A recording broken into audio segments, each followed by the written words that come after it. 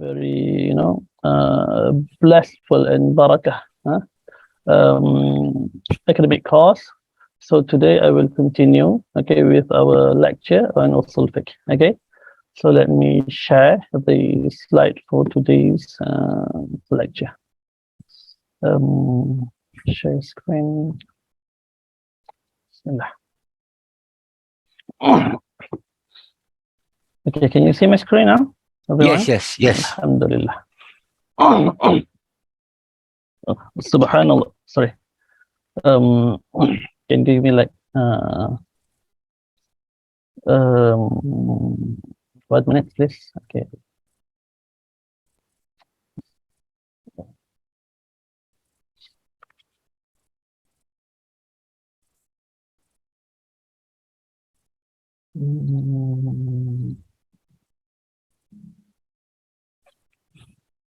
Okay. Okay. Let me share again my screen. Bismillah.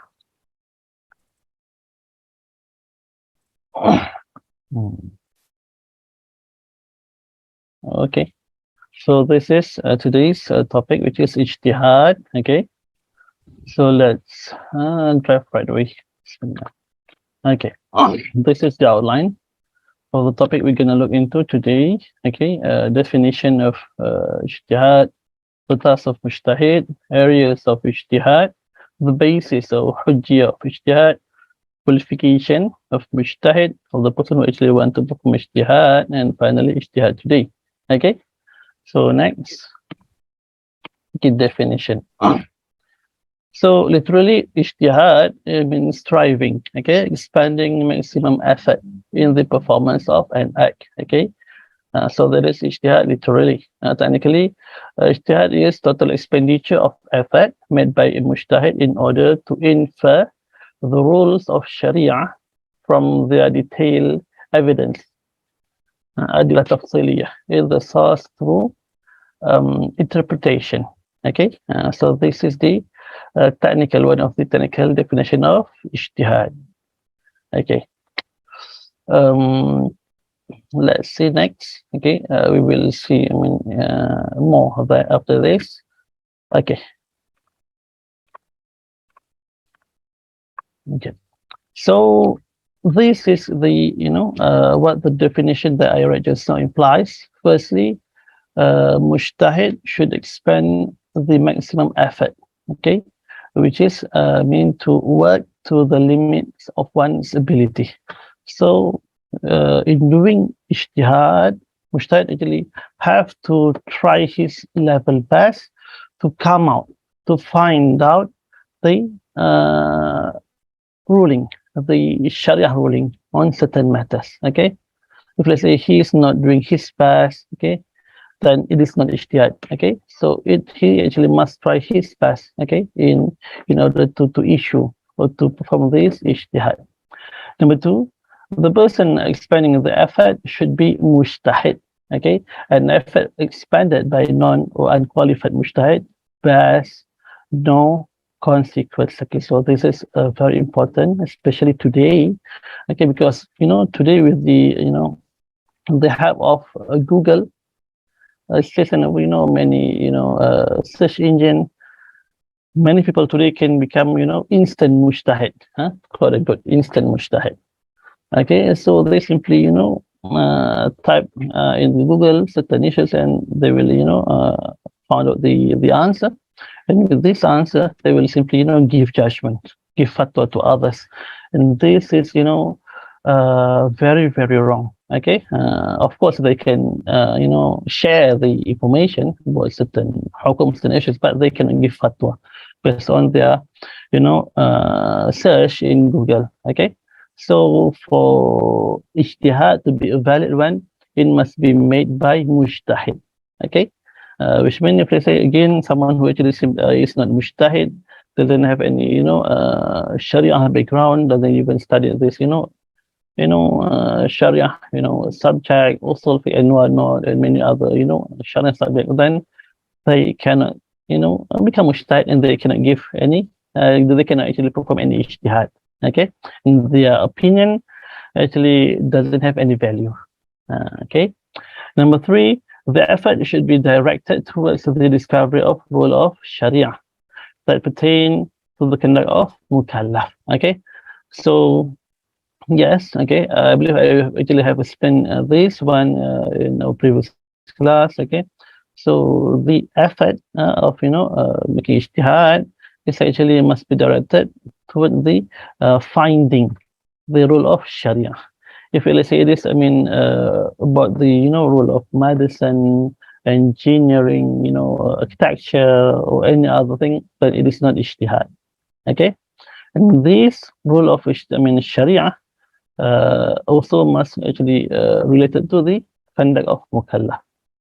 Okay, and number 4, the method of inference of the rules should be through interpretation of the text, okay, with the help of other sources. Yes, okay, of course, when the they are making ijtihad, of course they have to refer to many sources of Islamic law, be it Quran, Sunnah, Ijma, Qiyas, and other secondary sources that we have actually covered in last week, like istihsan, istishab, masal musala, and so on. So yes, so they have to derive, infer the ruling from all of these sources. And this one is actually just a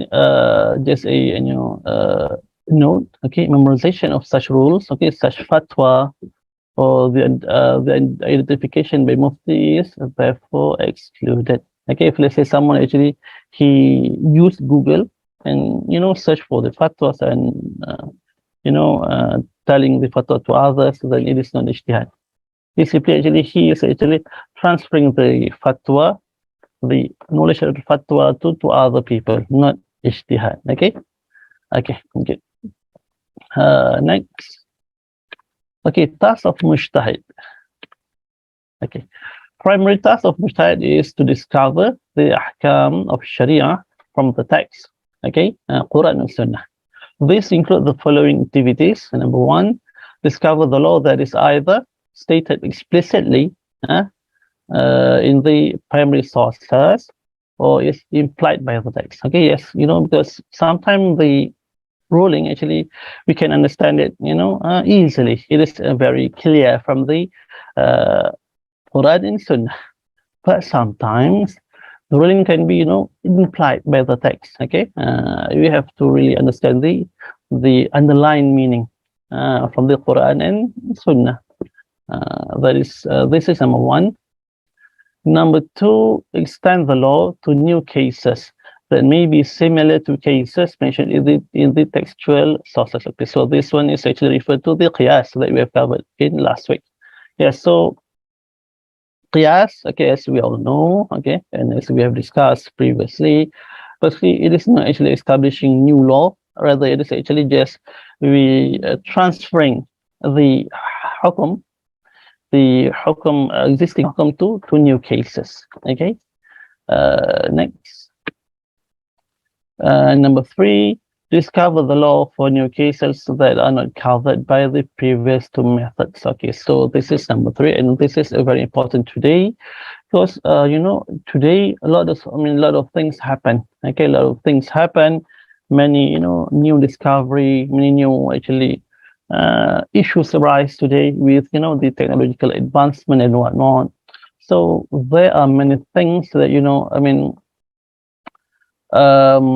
actually never actually happened when the Prophet is still alive. So there are a lot of things that actually not been covered by Quran and Sunnah. And the mujtahid today, they actually have to deal with this kind of new cases.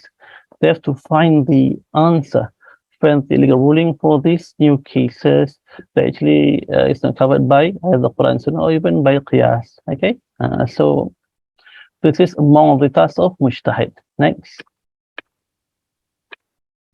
Okay, ijtihad is concerned with practical rule of Sharia, which usually regulate the conduct of mukallaf.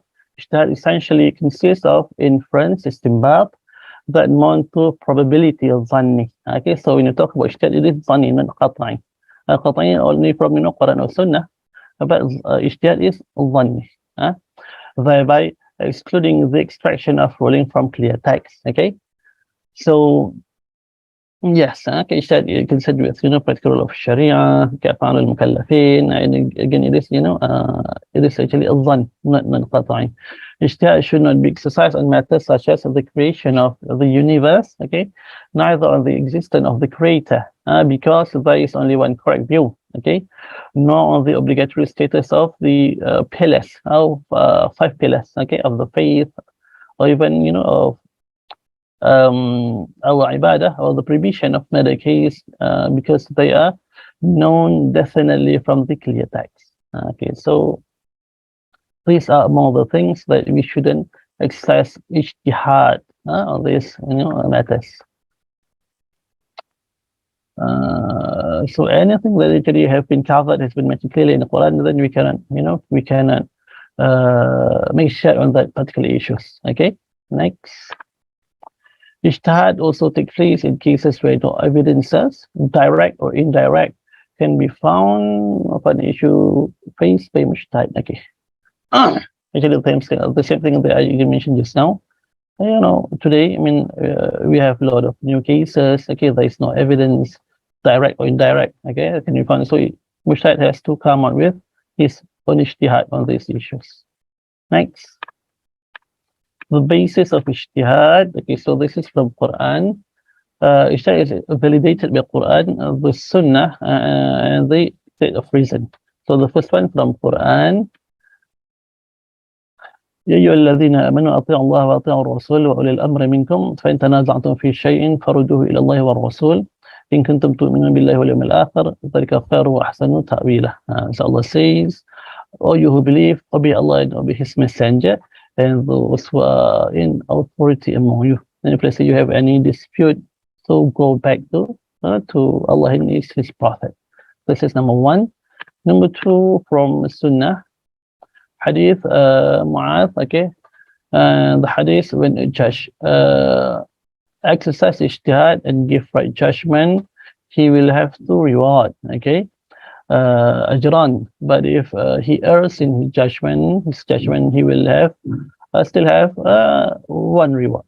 Okay, so we have this is one hadith, and we have also hadith of Mu'adh, when actually Prophet want to send him Mu'adh to Yemen, when Prophet and asked him with what he will actually give judgment, he make actually his own judgment. So Mu'adh says with Quran, if they say there is not in the Quran, he will refer to Sunnah. If say there is no answer in Sunnah, then he will make his own ijtihad. Okay, so this is hadith of Mu'adh. Okay, and number three, okay, rational argument. While the nusus of Sharia are limited, okay, new experiences in the life of the community continue to give rise to new problems. Yes, okay. It is therefore imperative for the mujtahid, very important for the mujtahid, to find out solution to such problems. Okay, so again, this is the responsibility of mujtahid today, okay, to come up with the ruling of Sharia on new cases that are happening today. Next, qualification of mujtahid. Okay, actually there are if let's say you refer to the Arabic book of Usul al-Fiqh, I mean there are some books that actually provide a very long list of qualification of mujtahid, but for this person I only actually mention several qualifications that are important. Okay, firstly, competent knowledge of the Arabic language. It is actually to enable scholars to have correct understanding of the Quran and Sunnah. Okay, because both Quran and Sunnah actually are revealed in Arabic language. So if let's say the mujtahid doesn't understand the Arabic language, how actually he can actually derive the ruling from both of these sources? Okay, because it is not enough and not suffice just to refer to translation of Quran. Okay, because sometimes the translation of Quran doesn't really convey the true meaning of Quran or even the true meaning of Hadith sometimes. Okay, so the mujtahid need to actually have competent knowledge in Arabic language. Okay, and Shatibi, let's see that since the opinion of mujtahid is a proof or hujjah for a layman this degree of authority necessitate direct access to sources and full competence in Arabic. Okay, so again, okay, so this is what I mean has been said by Shatibi.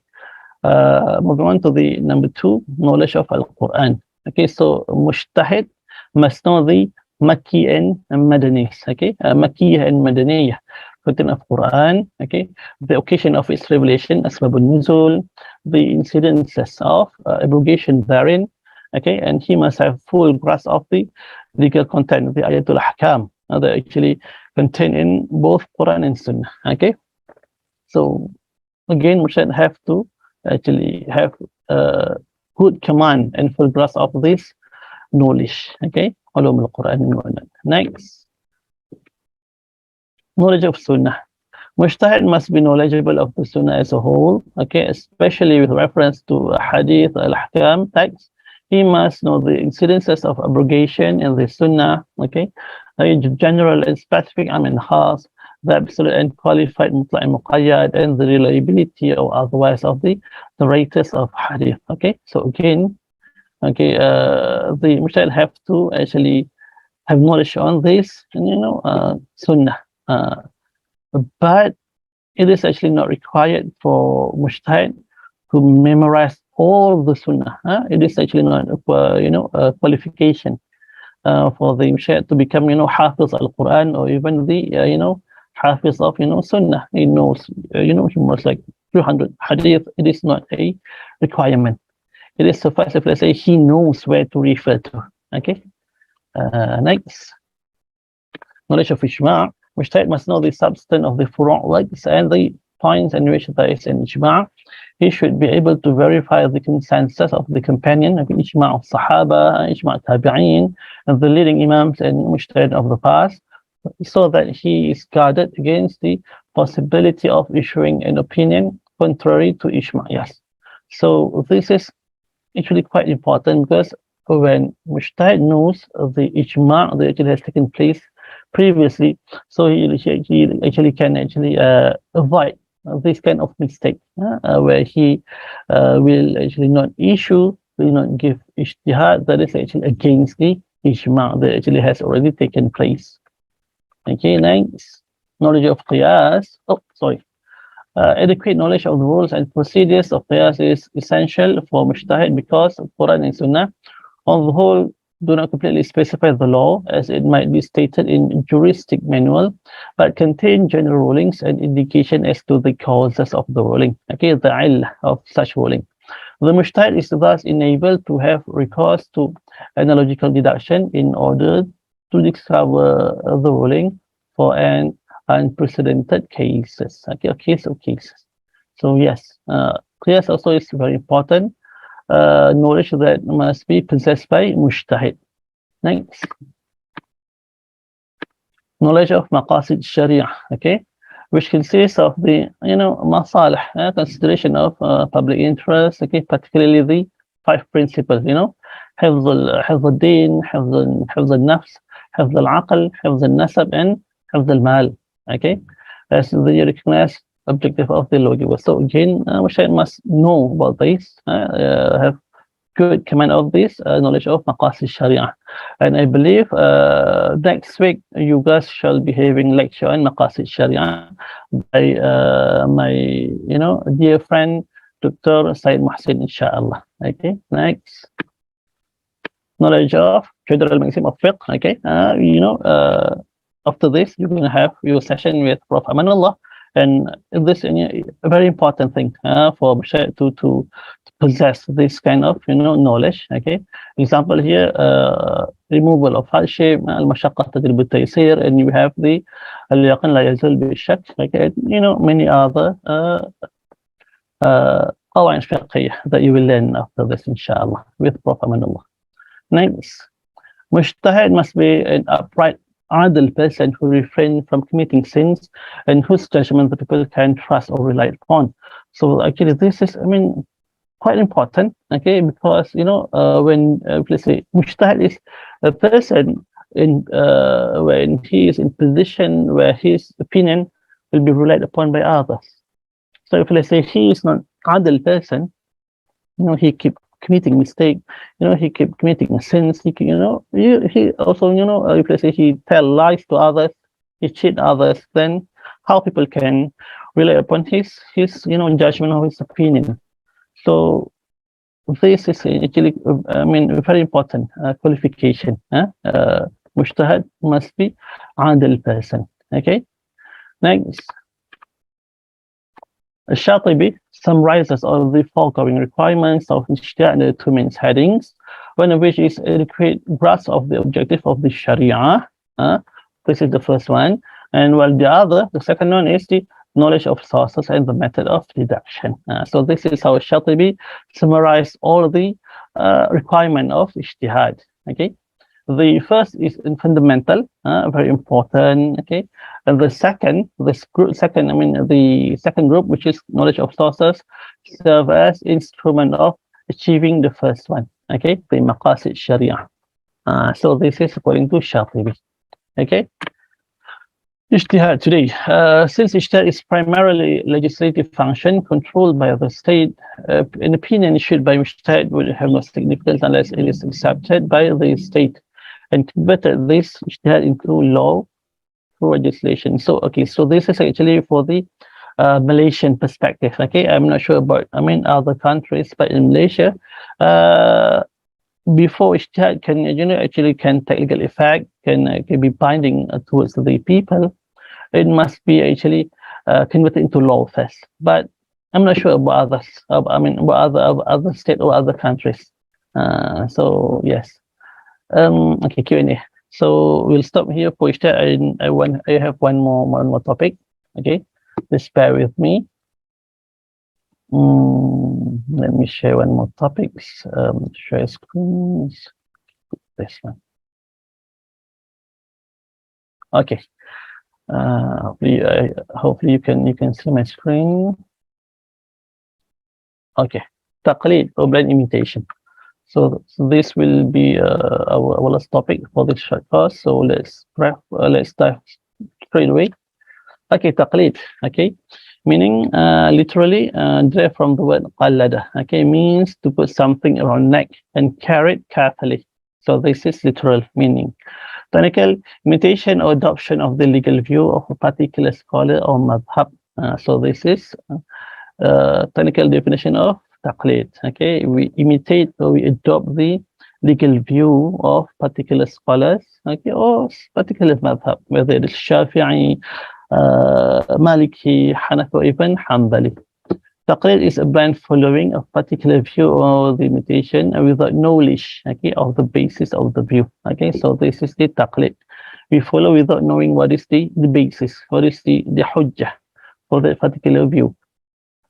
Taqlid is the prevailing trend of this period, okay, which had resulted in, reduction of the number of ijtihad, and somehow, it might, affect the dynamism of fiqh. Yes, okay, because when we keep, doing this taqlid, somehow indirectly actually encourage people to do less, ijtihad. Okay. But of course, taqlid is still important, especially for the muqallid. Okay. Next. Okay. Sorry. Okay. Actually, the attitude of following ruling of the predecessor is normal and natural. Okay. However, since Muslim of earlier generation, except the Prophet ﷺ, were not infallible, they are no ma'soom. Even those earlier interpretation should not be followed blindly. Okay.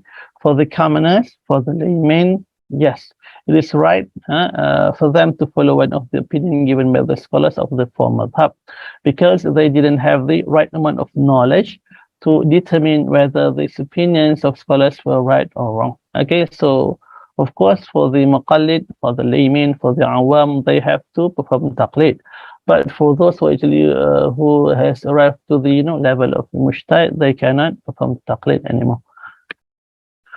But for learned men, okay, a knowledge seeker student, a taqlid cannot be compromised if they have reached, the level of degree of knowledge. Okay, side of view given by fuqaha, they should also know what makes such stand. Okay, so for the طالب العلم, we should actually at least know what is the basis or حجة for, such opinion.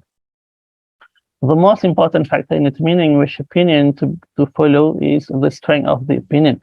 This can be known by examining the proof and evidences on which certain rulings was based upon it. Yes, okay, of course, for these people who actually have reached certain level of knowledge, they are capable of ascertaining, examining the strength of the proof and evidence, then they have to do so. Okay, but for muqallid, laymen, they don't have to do this. They have to follow the opinion of the scholars. Type of taqlid, we have two types of taqlid basically. Okay, praiseworthy taqlid, taqlid al-mahmud, and taqlid al-madhmum, blameworthy taqlid. Okay, for number one, praiseworthy taqlid, when a person who practices taqlid is because he is unable to perform ijtihad and unable to discover the Sharia ruling,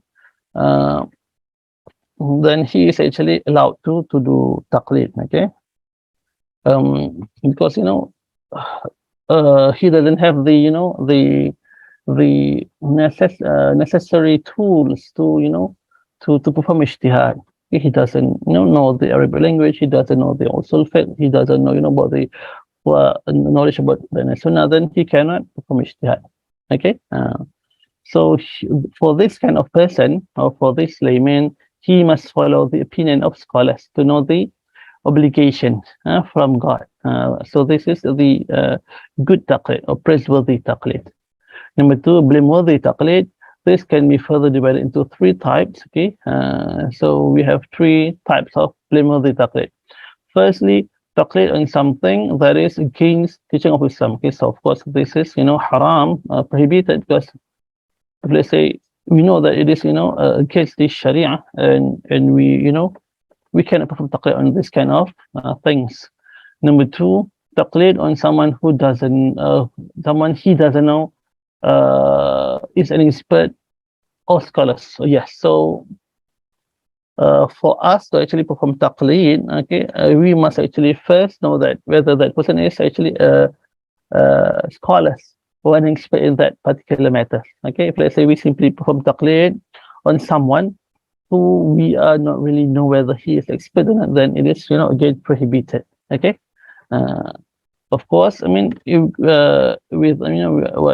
with this four madhab, we know that they are the scholars in their field, so there is no problem.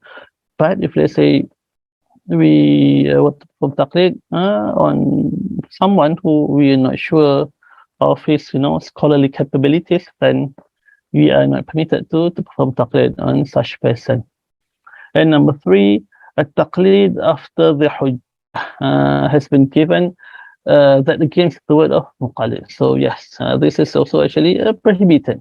Okay, if let's say we have give the hujjah to the person, and this hujjah actually against the word of muqallid, then it is prohibited as well. Okay, so this is taqlid. Okay, rule of taqlid. Taqlid can be practiced in the matter of branch of religion, which is fiqh, and not in the matter of fundamental faith, aqidah. Yes. So taqlid can only be performed in furu' matters, non aqidah matters, and usul matters, because we cannot perform taqlid on aqidah. Okay, because aqidah is related to our faith. Of course, these kind of issues, aqidah, we ourselves should actually know what is the hujjah, the at least the basic one. Okay, if they say what is the proof of Allah actually exists, we should actually capable of answering, okay, Allah exists because we have this, well as as a proof, just example. Okay, but in fiqh we can perform taqlid, but not aqidah. And number two, taqlid can only be practiced by muqallid and mujtahid. Okay, again, this one actually a ma'ruf. Okay, relation of taqlid with concept of ittiba'. Okay, so taqlid is a blind following of particular view or the imitation without knowledge of the basis of the view. Okay, whereas ittiba' is following the opinion of others or other scholars while knowing the authorities or evidences used by the scholars. Okay, so this is what we call as the differences between ittiba and taqlid, and this somehow related to the division or categories of people today. Because we have this division where we have mujtahid, we have muttabi' and we have muqallid. This is one division, and another division is we have mujtahid and we have muqallid. So for the second one, anyone who doesn't actually reach the level of mujtahid is still muqallid, whether or not she knows the hujjah or not, but he doesn't reach the level of mujtahid, he's still muqallid. This is according to some scholars. But according to some scholars, we have these three categories: mujtahid, muttabi' and muqallid. Okay? Okay, Q&A. Good. So I think that's it. About taqlid. Okay, that's it about taqlid. And I guess this is it for me. Okay, I think I've covered most of the topic of Usul al-Fiqh for this short course. Okay, so before I end this my session, I really want to apologize to everyone here for my shortcomings. Okay, if let's say I have many mistakes in delivering the lecture.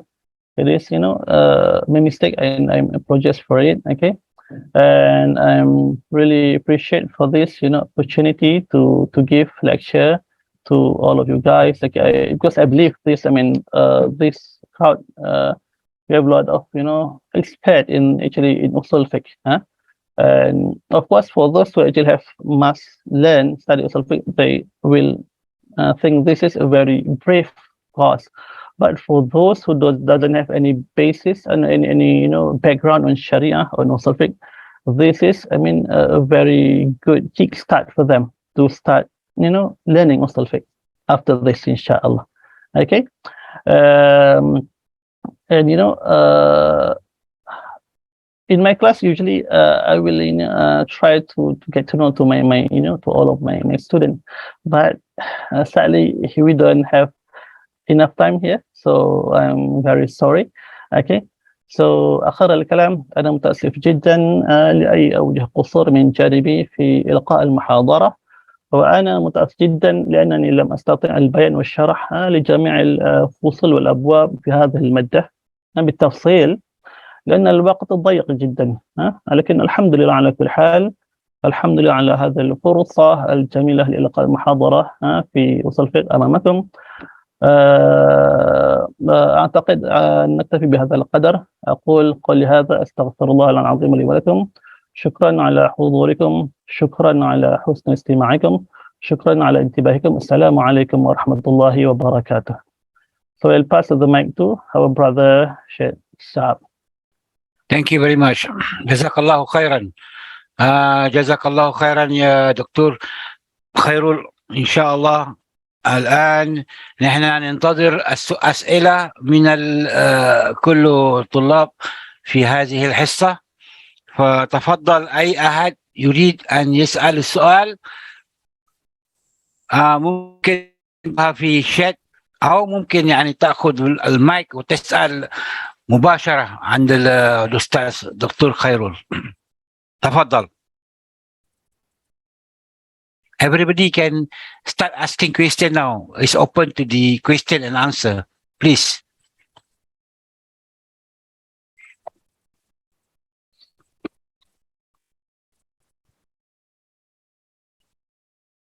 There's one question in the chat comment. Right. Okay, let me see.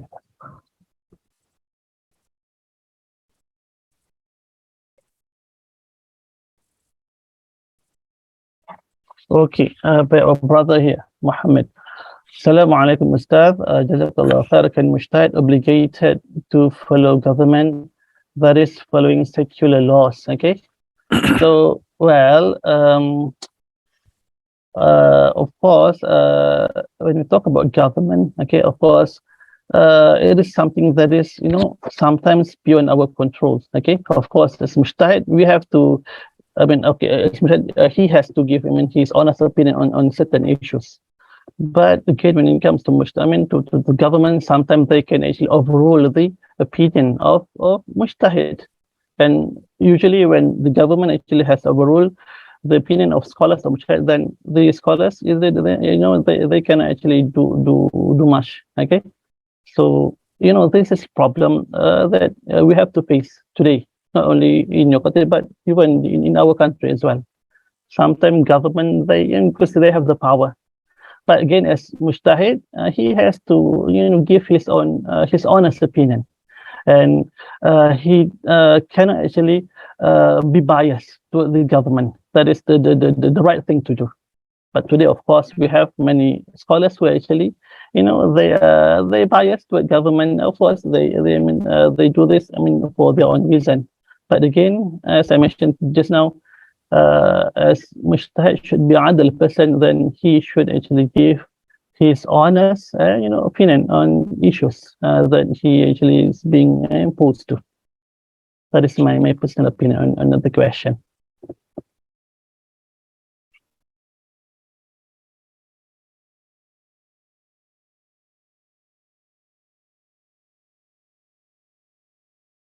Okay.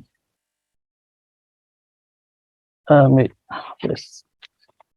Oh, really? Some. Says that they cannot see the writing. Oh, sorry. This slide. Okay, it's okay.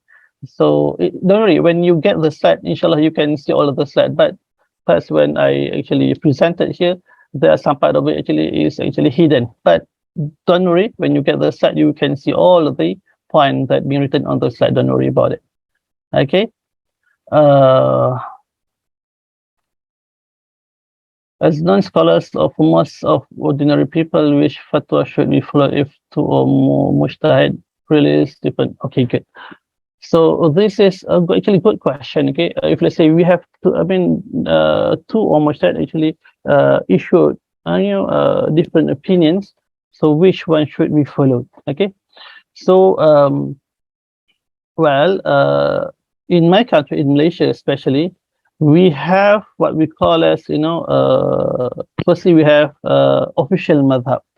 In Malaysia, we are following Shafi'i madhab, okay, which means most of the opinion that we followed, especially in ibadah matters, are following Shafi'i.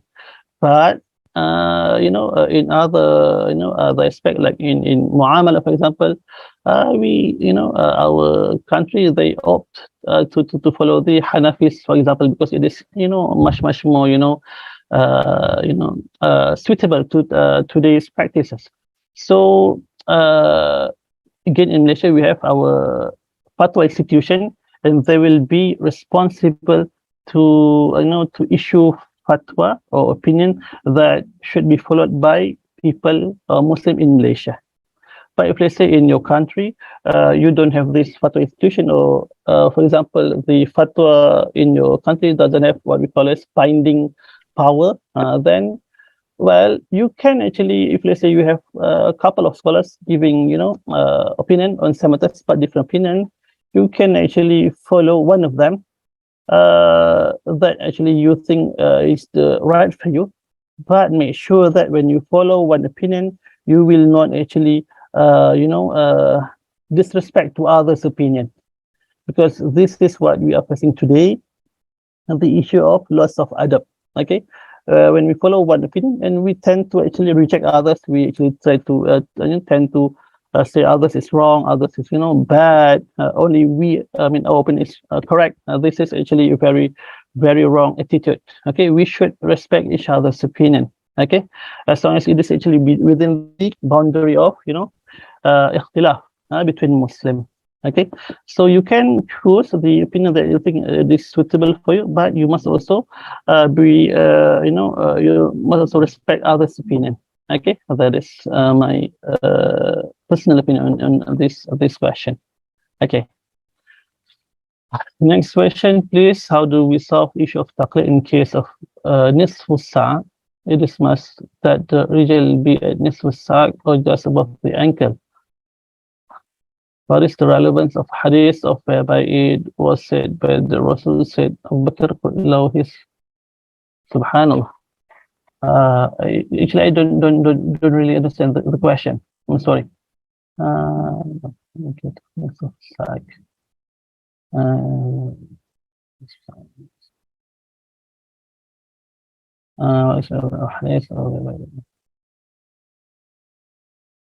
I think this is about the, you know, we our clothes actually beyond the ankle. Of course, on this issue, I mean, of course, there are a couple of, you know, multiple opinion on this issue, where some scholars said we cannot, you know, let our clothes pass the ankle. Some said we should make sure our clothes actually above the ankle. Okay, but I mean, for this issue, I personally believe that, I mean, on this issue, the importance here, whether it is above or below the ankle, it is actually related with the element of you know, arrogance. Okay, because sometime before this, in the previous time, sometimes some people who actually they love to wear the cloth below the ankle with the, you know, arrogance, with pride. They feel they are better than others. Okay, but if let's say today, if let's say you have to wear, you know, some trousers or some clothes that is, you know, beyond your ankle, and you know there is no element of arrogance, you know, pride, you know, this is, you know, some all of the bad element, then I think it is okay for you to wear this kind of, you know, clothes. Okay, but again, I'm not saying those who follow this opinion to wear clothes, I mean, above the ankle is wrong. Okay, they have their own basis for their opinion. Okay, another question. Okay, good. About the books, okay, actually, the book in Usul al-Fiqh actually a lot, but most of them are in Arabic. But in English, we have couple that I know of, like the book of Professor Hashim Kamali. It is in English, Principle of Jurisprudence. You can try to Google it and you can find it. Okay, Principle of Jurisprudence. And you can also find the book of with the same topic, Principle of Jurisprudence, but written by Nyazi, Nyazee. Okay, you can find these books. Okay, a lot of questions. Subhanallah. Should I answer all of it?